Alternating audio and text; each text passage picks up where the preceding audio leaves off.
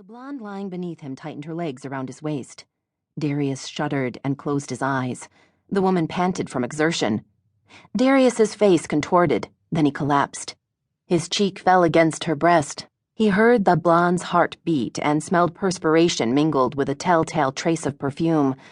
The woman threw an arm across her face. Darius ran a lazy hand along her leg and glanced across her flat stomach at the cheap digital clock on the motel end table. It was 2 p.m. Darius sat up slowly and dropped his legs over the side of the bed. The woman heard the bed move and watched Darius cross the room. "I wish you didn't have to go," she said, unable to hide her disappointment. Darius grabbed his kit off the low-slung chest of drawers and padded toward the bathroom. "I've got a meeting at 3, he answered, without looking back. Darius washed away the sheen of sweat he had worked up during sex, then toweled himself roughly in the narrow confines of the motel bathroom. Steam from the shower misted the mirror. He wiped the glass surface and saw a gaunt face with deep-set blue eyes. His neatly trimmed beard and mustache framed a devil's mouth that could be seductive or intimidating. Darius used a portable dryer, then combed his straight black hair and beard. When he opened the bathroom door, the blonde was still in bed. A few times she had tried to lure him back into bed after he was showered and dressed. He guessed she was trying to exercise sexual control over him and refused to give in.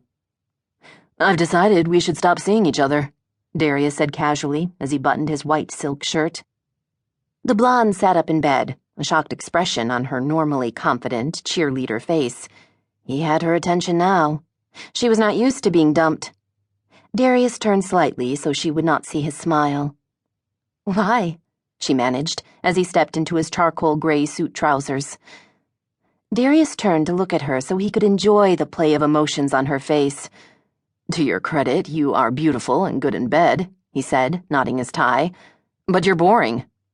The blonde gaped at him for a moment, then flushed with anger. "You shit."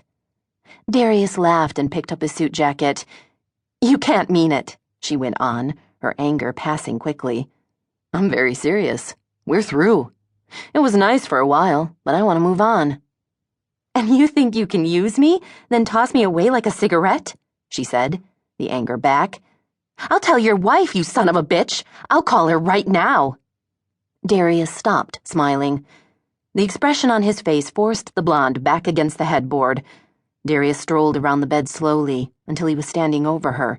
She cowered back and put her hands up.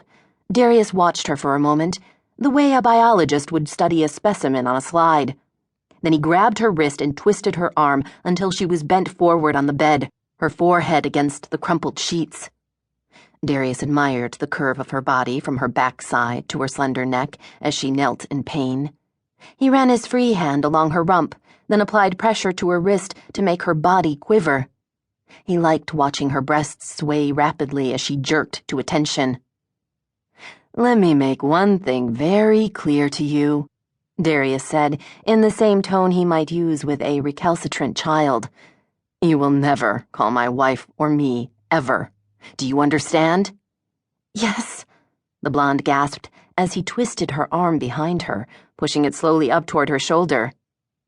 "Tell me what you will never do," he commanded calmly, releasing the pressure for a moment and stroking the curve of her buttocks with his free hand.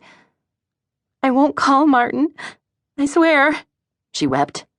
"Why won't you call my wife or bother me?" Darius asked, putting pressure on the wrist.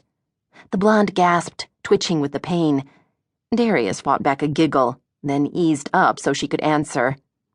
"I won't call," she repeated between sobs. "But you haven't said why," Darius responded in a reasonable tone. "Because you said I shouldn't.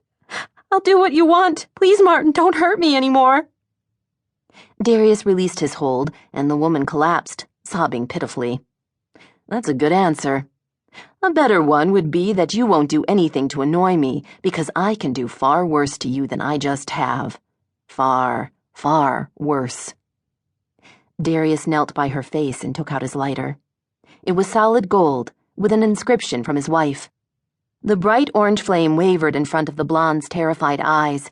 Darius held it close enough for her to feel the heat.